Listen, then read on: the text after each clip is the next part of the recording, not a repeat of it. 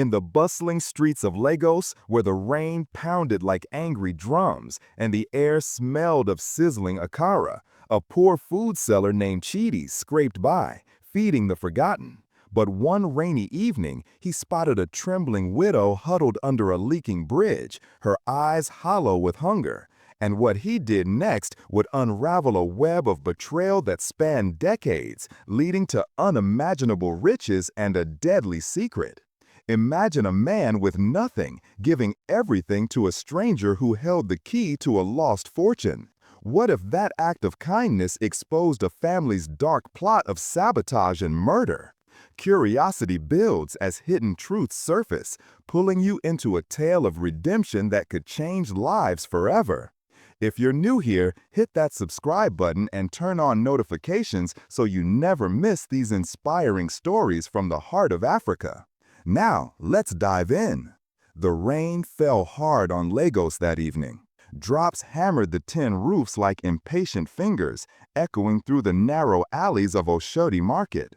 The sky was a brooding gray, heavy with the promise of more downpour, and the ground had turned into a slick mud that clung to slippers and shoes alike. Chidi wiped sweat from his brow, mixed with the steam rising from his large iron pot of jollof rice. The aroma was intoxicating. Rich tomatoes simmered with fiery Scotch bonnet peppers, onions caramelized to sweetness, and the smoky undertone of firewood that had been burning since dawn. It wafted through the crowded market, mingling with the shouts of vendors hawking everything from fresh okra to second-hand clothes. Horns blared from yellow Danfo buses jammed in traffic, their drivers cursing the weather. But despite the vibrant chaos, Chidi's stall was eerily quiet. Business had been slow for weeks. His wooden table, scarred from years of use, sagged under the weight of unsold portions of moi moi wrapped in banana leaves, fried plantains turning golden brown in a shallow pan, and skewers of suya that no one seemed to want today. Chidi was a simple man, 35 years old, with broad shoulders honed from carrying heavy loads and calloused hands that bore the scars of hot oil splatters. His face was kind, etched with lines from smiling through hardships, and his eyes held a quiet determination.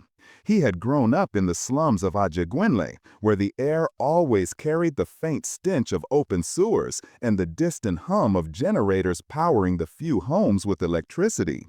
His father had been a fisherman on the Lagos Lagoon, lost to a storm when Chidi was just a boy.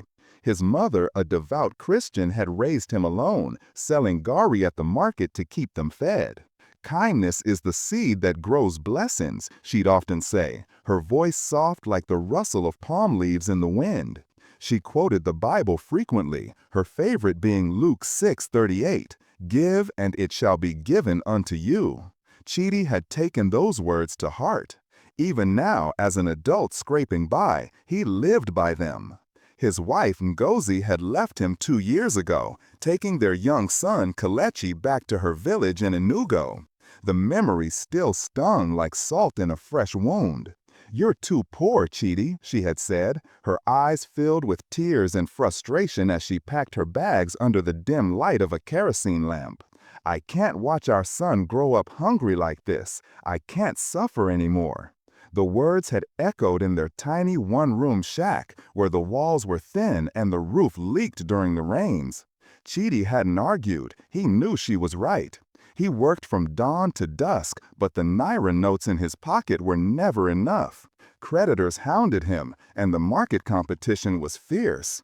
Yet every night he knelt on the cold cement floor, his Bible open before him, and prayed, "God, bless my hands. Let my kindness not be in vain." The scent of incense from his small altar mixed with the musty odor of damp clothes hanging to dry. Faith was his anchor in the stormy sea of life. That fateful evening, as the sun dipped low behind the high-rise buildings in the distance, painting the sky in shades of orange like overripe papaw fruit, Chidi began packing up his stall. The cold wind whipped through the market, carrying the acrid scent of diesel exhaust from the buses and the faint, earthy smell of approaching night. He folded his apron, stained with tomato paste, and counted his earnings. Barely 5,000 naira, not enough to cover his rent. As he slung his empty pots over his shoulder, something caught his eye under the nearby bridge. The structure was old, its concrete cracked and graffiti-covered, providing scant shelter from the relentless rain. There, huddled against a pillar, was a woman. She was elderly, her wrapper torn and soaked through, clinging to her frail body like a second skin. She shivered uncontrollably, her arms wrapped tightly around her thin frame to ward off the chill.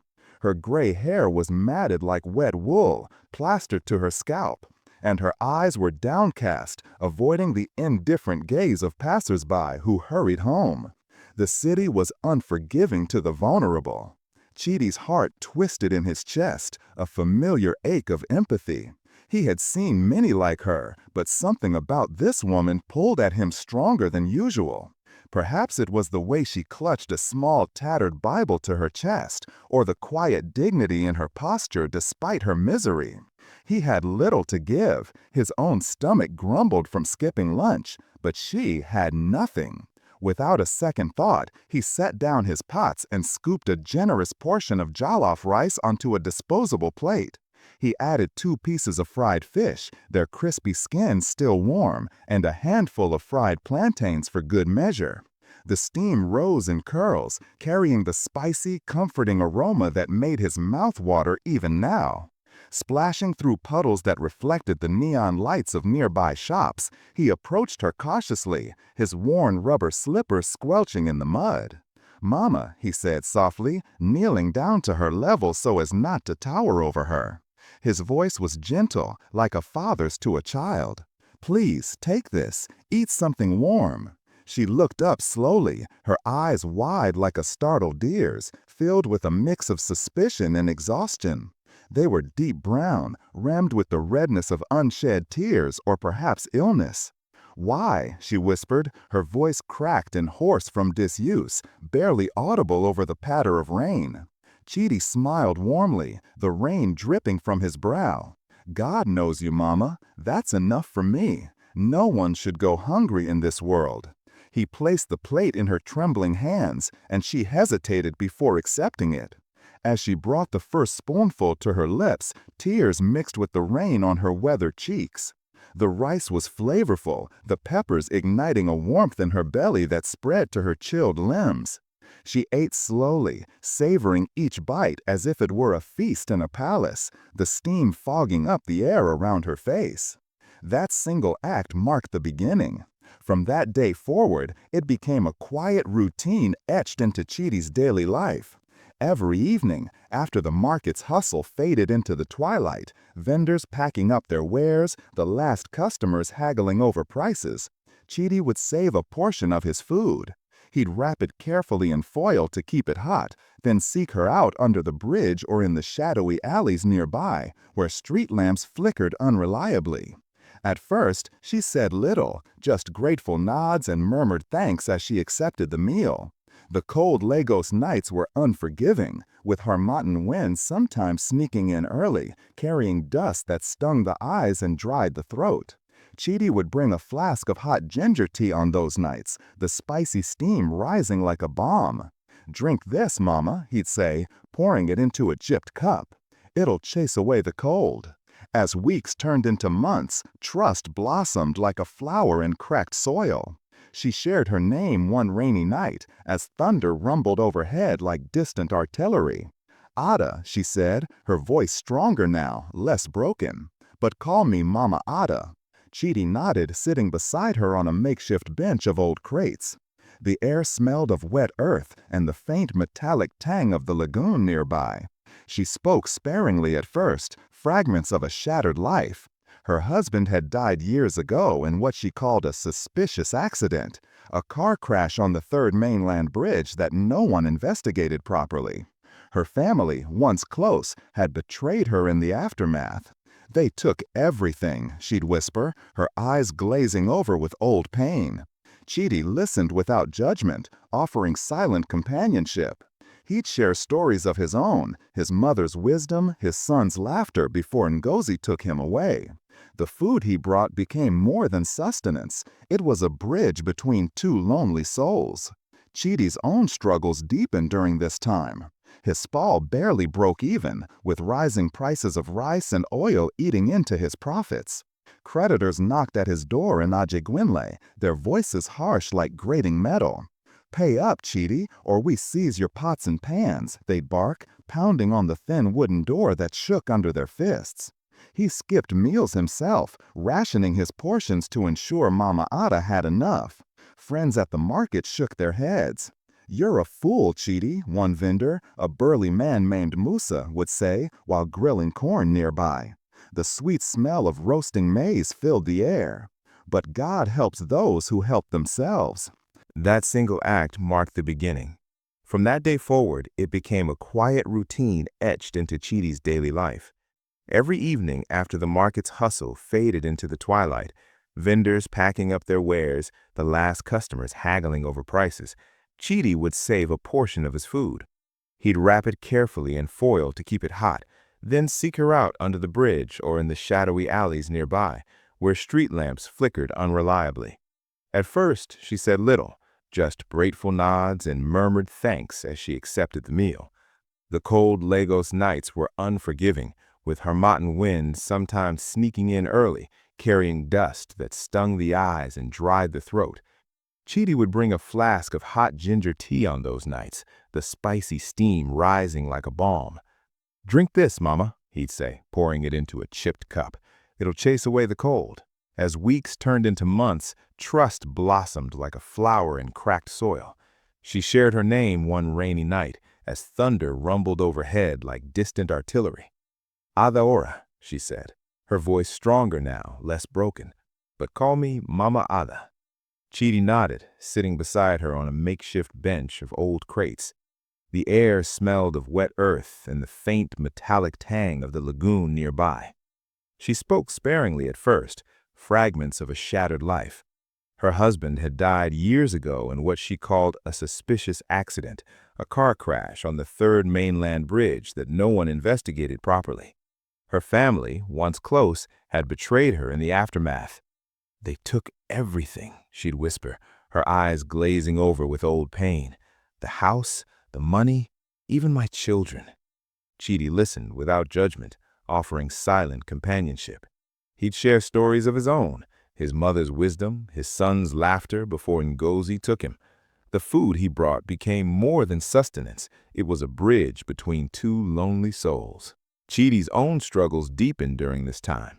His stall barely broke even, with rising prices of rice and oil eating into his profits. Creditors knocked at his door in Ajegunle, their voices harsh like grating metal. "Pay up, Chidi, or we seize your pots and pans," they'd bark, pounding on the thin wooden door that shook under their fists. He skipped meals himself, rationing his portions to ensure Mama Ada had enough. Friends at the market shook their heads. "You're a fool, Chidi," a burly man named Musa would say while grilling corn nearby. The sweet smell of roasting maize filled the air. "Feeding beggars when you can barely feed yourself? God helps those who help themselves." But Chidi ignored the mockery. He'd pray at dawn, the first light filtering through his window like a divine promise. The call to prayer from nearby mosques blended with the tolling of church bells, a symphony of faith in the diverse city. "Lord, let my cup overflow so I can fill others," he'd beseech, his knees aching on the hard floor. One particularly stormy afternoon, as lightning cracked the sky like a whip, Chidi Morta opened up more. They sat under the bridge, the rain forming a curtain around them, the sound a constant roar. She clutched her Bible, its pages worn and dog-eared. "I had a son," she said, her voice trembling like the leaves in the wind. "Chukwudi, such a smart boy, always top of his class in school. But after my husband's death, they separated us, sent him away, told me he was gone forever." Her tears streamed down her face, mixing with the spray from the downpour. Chidi placed a comforting hand on her shoulder, feeling the fragility of her bones. "God has a plan, Mama Ada. He will reunite you one day." The words hung in the air, prophetic in ways neither of them could foresee. She nodded, whispering a prayer. Father, restore what the locusts have eaten. 6 months passed like the slow crawl of traffic on Apapa Road. The rainy season gave way to the dry Harmattan winds, which swept through Lagos like invisible brooms, stirring up red dust that coated everything in a fine layer. The air turned crisp, carrying the scent of burning rubbish from distant dump sites. Whispers about Chidi's kindness spread through the market like wildfire. Some admired him quietly, slipping him extra yams or fish as tokens of respect. Others mocked louder. That madman Chidi, wasting food on ghosts. A group of women cackled while pounding fufu nearby, the rhythmic thuds punctuating their laughter. But Chidi remained steadfast, his routine unbroken. Then, one sweltering afternoon, when the sun beat down like a blacksmith's hammer, change arrived in the form of luxury. A sleek black Mercedes pulled up near Chidi's stall, its tinted windows reflecting the market's chaos. It was out of place amid the rickety Okadas and pushcarts, drawing curious stares. The door opened with a soft click, and out stepped a man in a crisp, tailored suit that screamed wealth. He was tall, with a confident stride, his gold watch catching the sunlight like a beacon. His shoes were polished leather, unscuffed by the mud. He adjusted his tie, scanning the crowd with eyes sharp like a hawk surveying its territory. "Are you Chidi, the food seller?" the man asked, his voice polished and educated with a hint of an American accent. Chidi nodded slowly, wiping his hands on his apron, which still carried the earthy smell of a goosey soup simmering in his pot. "Yes, sir, that's me. Can I serve you something? Fresh jollof or perhaps some pounded yam?" The man shook his head, his expression intense. "No, thank you. I'm looking for a woman, elderly, homeless, gray hair. They say you've been feeding her under the bridge." Chidi's pulse quickened, a knot of suspense forming in his gut. Why would a man like this seek Mama Ada? Was he trouble? A relative? "What do you want with her?" he asked cautiously, his voice steady despite the racing heart. The man pulled out a faded photograph from his wallet, yellowed with age but clear enough. It showed a younger Mama Ada smiling brightly in a colorful Ankara dress, her arm around a boy of about 10. "She's my mother," the man said, his voice cracking for the first time, revealing a vulnerability beneath the polished exterior. "She's my mother. I've been searching for her for years. My name is Emeka, Chukwudi Emeka Okonkwo." The revelation struck Chidi like a bolt of lightning, illuminating the shadows of Mama Ada's stories. He led Emeka to the bridge without another word, the two men walking in tense silence. The dust swirled around their feet, and the distant call of a muezzin added an ethereal layer to the moment. Mama Ada was there, as always, mending a torn basket with steady hands. She looked up as they approached, her eyes narrowing in confusion. Then recognition dawned like the sun breaking through clouds. "Chukwudi?" she gasped, dropping the basket. "My son? Is it really you?" Emeka rushed forward, dropping to his knees in the mud, uncaring of his expensive suit. "Mama, yes, it's me." Tears flowed freely now from both of them. They embraced fiercely, the years of separation melting away in that single heartfelt moment. The dust settled around them like a blessing, and passers-by paused, whispering in awe at the scene. Emeka, now a billionaire tech mogul with companies spanning Silicon Valley and Victoria Island, began to unravel the tangled web of their past. They sat together under the bridge at first, then moved to Chidi's stall as the sun set, the aroma of cooling food providing a comforting backdrop. Emeka explained in a voice thick with emotion. Years ago, his father's business empire, import-export, real estate, oil dealings, had crumbled under suspicious circumstances. Uncles in Abuja, driven by greed, had sabotaged it all, forged documents to siphon funds, poisoned partnerships with false rumors, even arranged the accident that killed his father on that fateful bridge. Mama Ada had been framed for embezzlement, accused of stealing company money to cover the family's tracks. She was imprisoned wrongfully for 10 years in Kirikiri, the notorious Lagos prison where the air reeked of despair and the walls echoed with cries. Released, broken and penniless, she wandered the streets, believing her son had perished in the chaos. "I was just a boy," Emeka said, his hands clenched. A kind aunt smuggled me to America to escape the uncle's clutches. I studied hard, computer science at Stanford, then built my fortune in software and investments. Billions now, Mama. Companies in AI, fintech. But I never forgot you. Hired detectives, searched every corner of Nigeria. Mama Ade sobbed, clutching his hand. They told me you died in a fire. I prayed every day, holding on to hope. The family betrayal cut deeper than any knife. Uncles who had once shared family meals now revealed as vipers. Emeka vowed justice, his eyes burning with resolve. But first, he turned to Chidi, who had stood quietly, witnessing the reunion. You saved her life, brother. When no one else cared, you fed her, listened to her. Name your reward, anything. Chidi shook his head humbly, the weight of the moment pressing on him. I did it for God, sir. No reward needed. But Emeka insisted, his voice firm. Nonsense. A house in Lekki Peninsula, fully furnished, a new restaurant chain to expand your business, and 10 million naira in your account by morning. It's the least I can do. Chidi's eyes widened, the offer overwhelming. It was life-changing, a divine turnaround he had prayed for. 1 year leaped forward in the narrative of their lives. Chidi's transformation was nothing short of miraculous. His new home in Lekki was a sprawling bungalow with manicured lawns where the ocean breeze carried the salty scent of the Atlantic. No more leaking roofs or creditor knocks. Instead, servants tended to his needs, and his kitchen overflowed with ingredients. He remarried Ngozi, who returned with Kelechi after hearing of his fortune. Their reunion was tearful, under the chandelier lights of his living room, the air scented with fresh flowers. I was wrong to leave, Ngozi whispered, holding him tight. Kelechi, now 8, ran through the house laughing, his feet pattering on marble floors.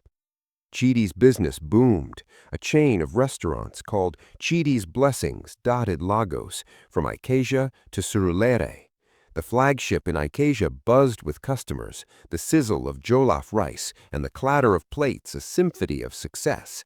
Aromas of spicy stews and grilled meats drew crowds, and Chidi hired former market friends, sharing his wealth. He never forgot his roots, donating to orphanages and feeding the homeless weekly. Kindness multiplies, he'd say in interviews, his story inspiring many.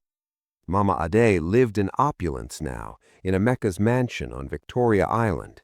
The estate was a fortress of luxury, high gates guarded by security, gardens blooming with hibiscus and bougainvillea, and rooms with ocean views where waves crashed rhythmically. Servants attended her every need, serving meals on silver platters. She regained her health, her cheeks filling out, her steps steady. Daily she prayed in her private chapel, the scent of incense rising like her gratitude. God used Chidi to bring you back, she'd tell Emeka during family dinners, where laughter echoed off crystal chandeliers. Emeka, meanwhile, pursued the uncles with relentless determination. Court battles raged in Abuja's high courts, where lawyers in starched robes argued over evidence. Forged wills surfaced from dusty archives, hidden bank accounts traced to Swiss vaults. Witnesses emerged, former maids who had seen the sabotage, drivers who overheard plots. The uncles, once powerful in their mansions, crumbled under the scrutiny, their empires fracturing. Redemption tasted sweet, like ripe mangoes in season. Emeka built schools in his father's name, inspired by Chidi's humility.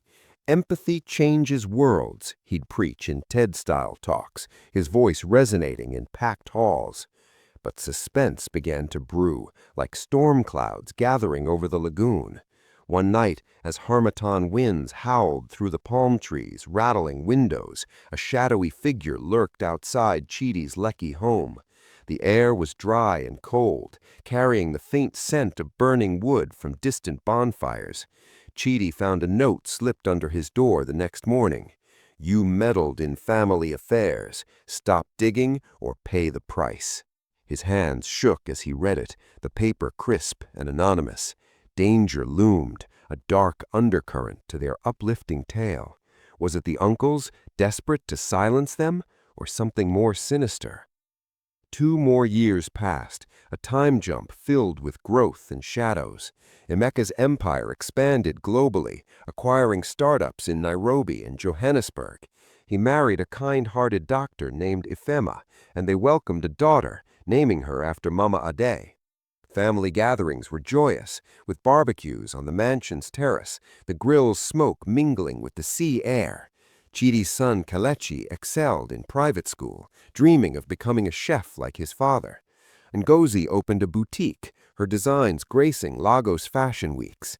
Yet the threats escalated, adding layers of suspense.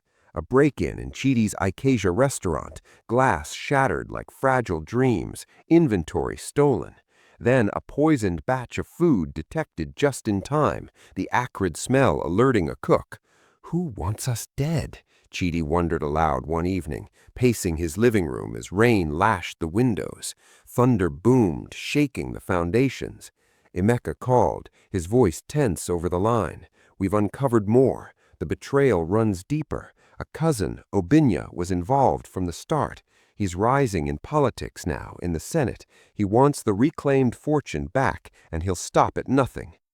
Mama Ade clutched her Bible tighter during these revelations, her prayers fervent. "Lord, shield us with your wings," she'd intone, the candlelight flickering on her face. Subtle religious elements wove through their days, church services at Redeemed Christian Church, where hymns lifted spirits, and quiet moments of blessing meals. Chidi, too, found solace in faith, attending Bible study groups where discussions on Proverbs reinforced his belief in kindness. The drama intensified in a series of confrontations. Emeka hired private investigators, their reports revealing Obinya's web of corruption, bribes to judges, alliances with shady businessmen in Port Harcourt. In a tense meeting at the mansion, maps and documents spread across a mahogany table, Emeka outlined the plan. "We'll expose him publicly. Press conferences, evidence to the EFCC." Rain pounded the roof like accusatory fists, the room heavy with the scent of brewed coffee. But as they plotted, a phone rang shrilly. Bad news. Obinya had allies in high places, whispers of assassins hired from the underbelly of Lagos. Chidi felt the cold grip of fear, his nights plagued by nightmares of shadows and gunshots. Yet hope flickered like a lantern in the dark. "Kindness will prevail," he assured his family, drawing strength from Mama Ade's resilience. One evening, walking home from church, the air thick with the smell of rain-soaked earth and blooming night jasmine, Chidi heard footsteps behind him. He turned, heart pounding, a glint of metal, a gun in the dim streetlight. Suspense peaked, time slowing, as the attacker lunged. In a miraculous twist, Emeka's security team, tipped off by a loyal informant, arrived just in time. Tires screeched on wet pavement, shouts pierced the night, shots fired into the air, scattering birds from trees, but no one was hurt. The attacker, a scarred thug from the slums, was captured, his wrists bound with zip ties. Under interrogation in a dimly lit room that smelled of sweat and fear, he confessed, "Obinya sent me, said to make it look like a robbery." Justice accelerated from there. Emeka confronted the family remnants in a high-stakes courtroom drama in Abuja.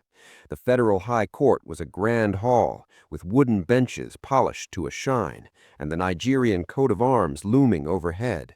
Lawyers presented damning evidence, audio recordings of plots, bank trails like digital footprints. Witnesses testified bravely, their voices echoing, maids recounting overheard conversations in lavish dining rooms, accountants exposing cooked books. The uncles, graying and defeated, were arrested on the spot, handcuffs clicking like final judgments. Obinya, cornered, attempted to flee to Dubai, but was apprehended at Murtala Muhammad Airport, his suitcase stuffed with cash. Peace seemed to settle like dust after a storm. Emeka's family thrived, building more orphanages across Nigeria, inspired by Chidi's initial act. "Empathy heals wounds," Emeka would say in motivational speeches, his words broadcast on Arise TV. Mama Ade, now a matriarch in every sense, shared her testimony at megachurches, her voice strong and unwavering. "Bless the poor, for in them you bless God," she'd proclaim, drawing amens from the congregation. Chidi's life was a testament to redemption. His restaurants employed hundreds, and he mentored young entrepreneurs from the slums. But as the credits of their story seemed ready to roll, a new envelope arrived at Mama Ada's mansion door one misty morning. The air was cool, scented with dew-kissed grass. Inside the envelope, a grainy photo of a young woman, strikingly similar to Mama Ada in her youth, with a note. "Your daughter is alive, but she's in grave danger. Meet me at midnight under the same bridge." Cliffhanger hung thick in the air. Who sent it? Another layer of betrayal from the past? A new threat lurking in the shadows? The family gathered, hearts racing as thunder rumbled in the distance, teasing more drama to come. The moral woven through this epic tale: kindness redeems the lost, empathy bridges divides, and faith lights the darkest paths. In Nigeria's vibrant tapestry, from the bustling streets of Oshodi to the opulent mansions of Victoria Island, one selfless act can spark a chain of blessings that echoes through generations. Yet shadows always linger, reminding us that life's story is never truly finished. Pray, give, believe, and watch for the twists. What is your view about this story? Where are you watching from? If you enjoyed this story, comment, share, and subscribe to our channel.